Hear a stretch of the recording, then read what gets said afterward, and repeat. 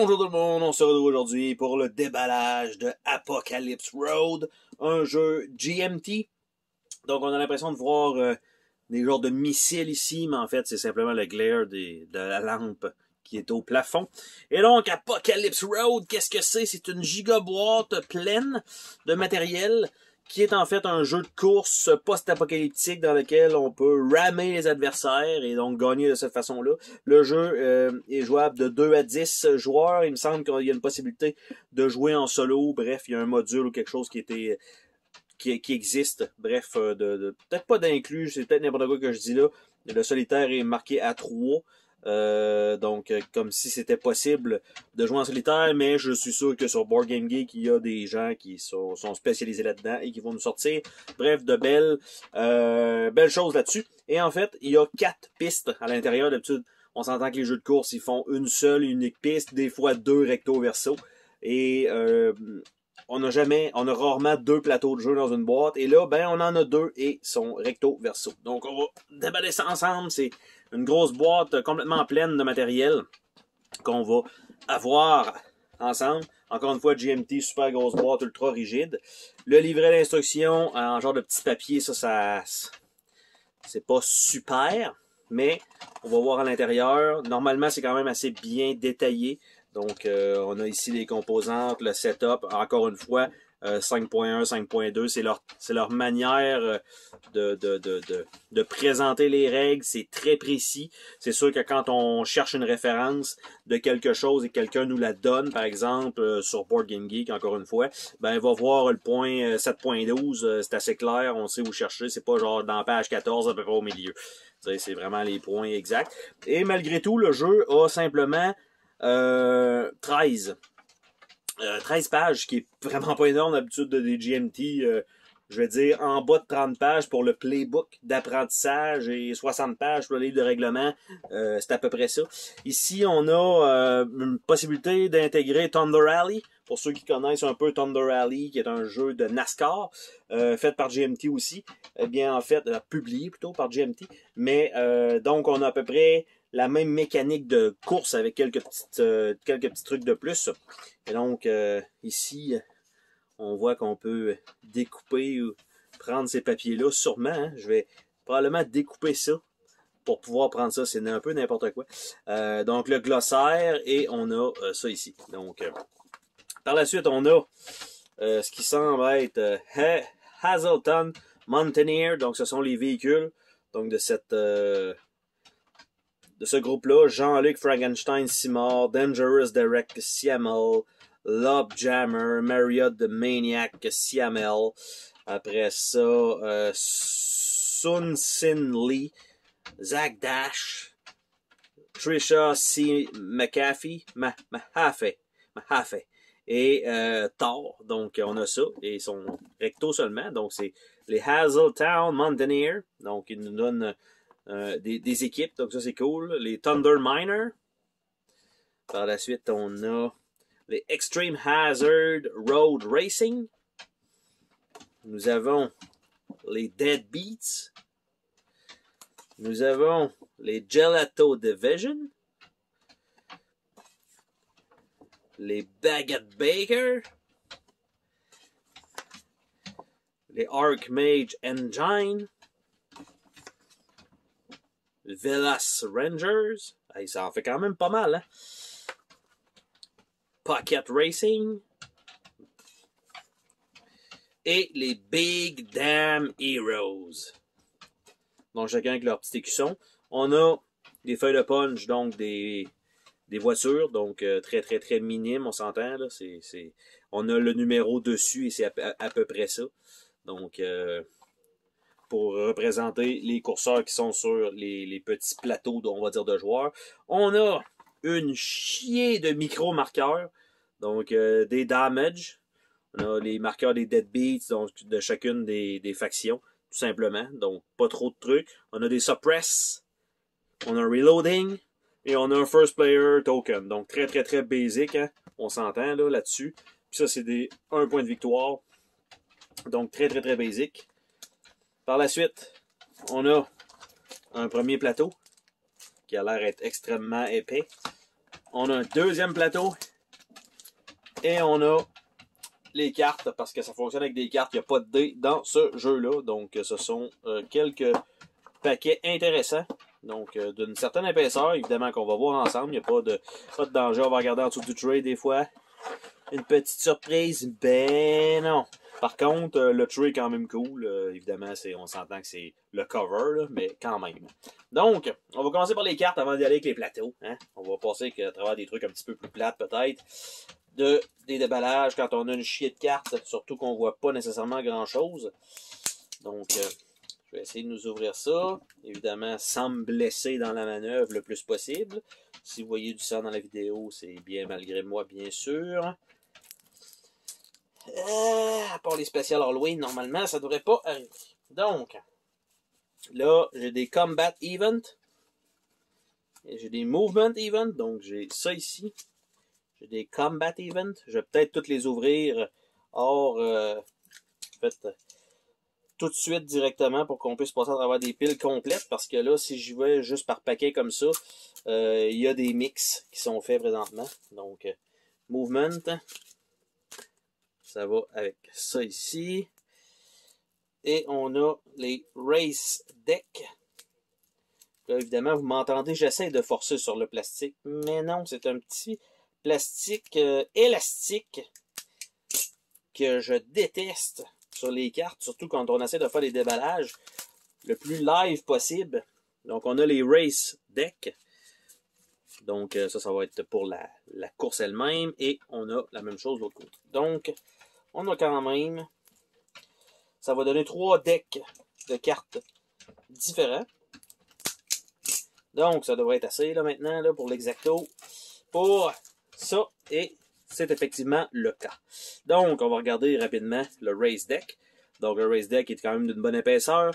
Donc, on a des mouvements en ligne. On a un mouvement de poursuite. On a un mouvement en ligne plus 2. On a un solo movement, lead movement, overtake movement. Là, les pursuits, ça va être la même chose. Diagonal solo movement. Donc, je vais juste y aller diagonal lead movement.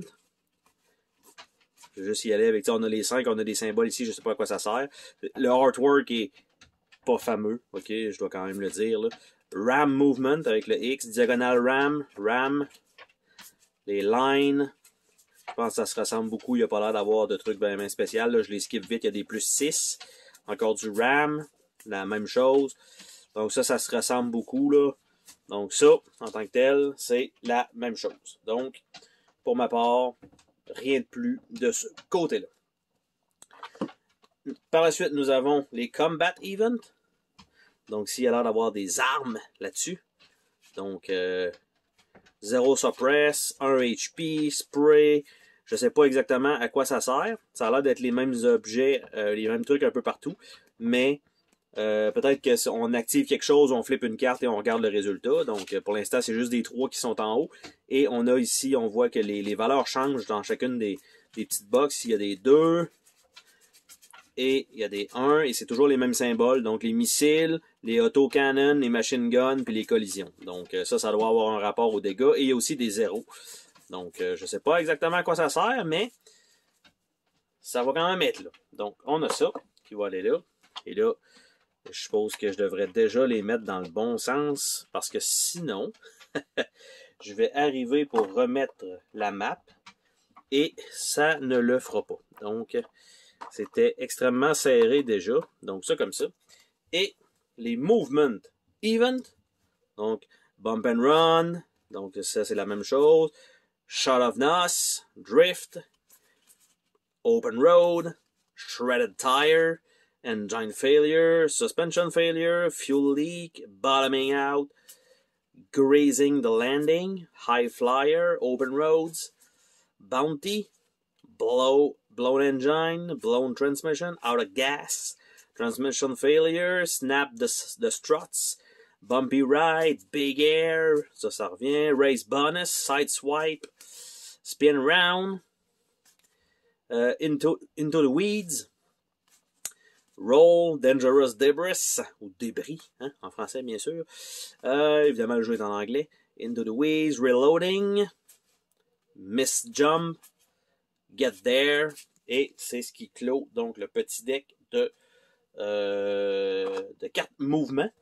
Donc, je vais mettre ça de côté pour pouvoir ouvrir les pistes parce que d'après moi, ils vont prendre quand même assez de place sur la table. Donc, juste pour que ce soit correct, pour qu'on les voit bien. En fait, on verra peut-être pas tout, mais je vais essayer quand même de la slider. Et ça vient donc toujours dans des fameux sacs Ziploc. C'est super cool pour le transport, mais ça sort super mal. Donc, c'est fait.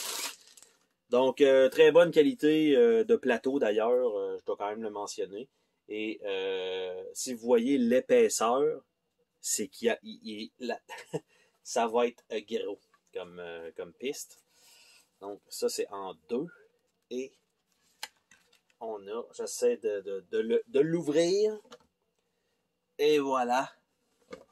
Donc, on voit clairement pas tout, mais loin de là. Donc, on a, je vais essayer d'y aller en 4 coins peut-être. Nous avons ici la petite séquence de jeu.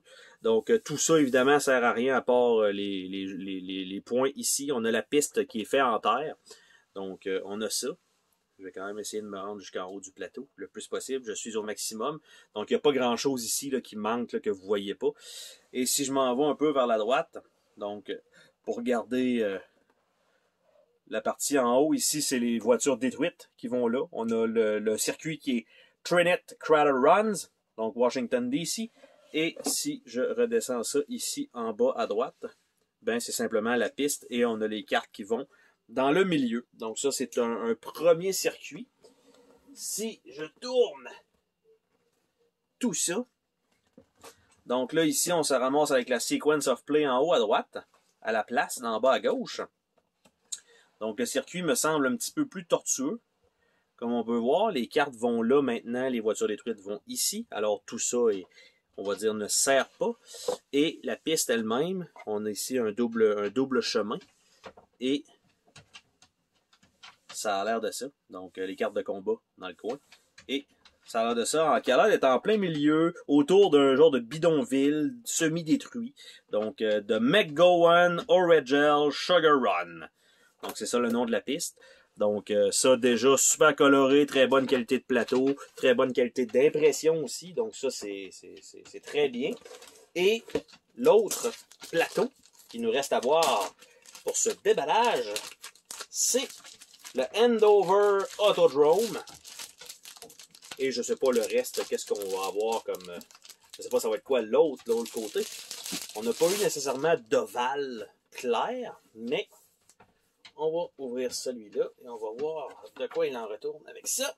Et donc, nous avons ici encore une fois un circuit un peu tortueux. Donc, en haut à droite, c'est simplement les cartes qui vont là. Donc, ça et les voitures détruites en haut. Donc, on a la piste qui a l'air un peu de ça. Ça a plus l'air d'être dans une ville en ruine, celui-là, un autodrome finalement. La séquence de jeu est retournée en bas à gauche. Et donc... ça a l'air de ça, la piste. Donc, c'est quand même un bon circuit, encore une fois. Malgré qu'à un moment donné, c'est sûr que ça vient qu'à se ressembler un peu. Et de l'autre côté, le Essendarium. Ce qui a l'air d'être un... OK. Donc, je vais ramener ça un peu comme ça. La ligne de fin, elle est là. Mais la ligne de départ, elle est ici. Donc, on démarre ici, j'ai l'impression. Et on se fait lancer dans la course. On fait le tour. On fait une ligne droite. On revient ici. Et on cross dans le milieu. Et on refait un tour. Donc, ça, on fait plusieurs tours. Donc, c'est la même chose, en fait, que les autres plateaux. Ici, on a les cartes de course. On n'a pas les cartes de combat. Donc, il doit y avoir certaines pistes que c'est refusé. Donc, qu'en fait, qu'on n'a pas à les utiliser, peut-être. Parce que la piste est peut-être trop petite. On a la séquence de jeu encore une fois dans le bas à droite. Donc, ben honnêtement, c'est quand même 4 pistes déjà. On s'entend que ça va donner du temps de jeu, je pense, en masse. Surtout que les circuits, bon, je dois avouer qu'il y en a 3 qui se ressemblent quand même beaucoup, contrairement... je vais dire, à la dernière, là, qui a comme un genre de cercle dedans. Ça, c'est quand même particulier. Et s'il y a des cartes, en plus, qu'on ne peut pas, des circuits qu'on n'a pas à utiliser des armes et qu'on peut juste faire du ramming, par exemple, c'est sûr que ça change un peu la dynamique du jeu, parce que là, on va peut-être préférer des circuits à d'autres parce qu'on veut utiliser donc les armes.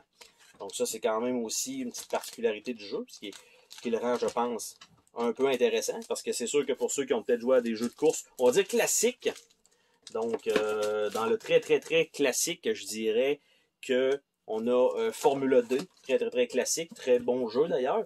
Il y en a d'autres, peut-être Formula 90 aussi, qui vient de sortir de Kickstarter. C'est sûr qu'il n'y a pas d'armes là-dedans non plus.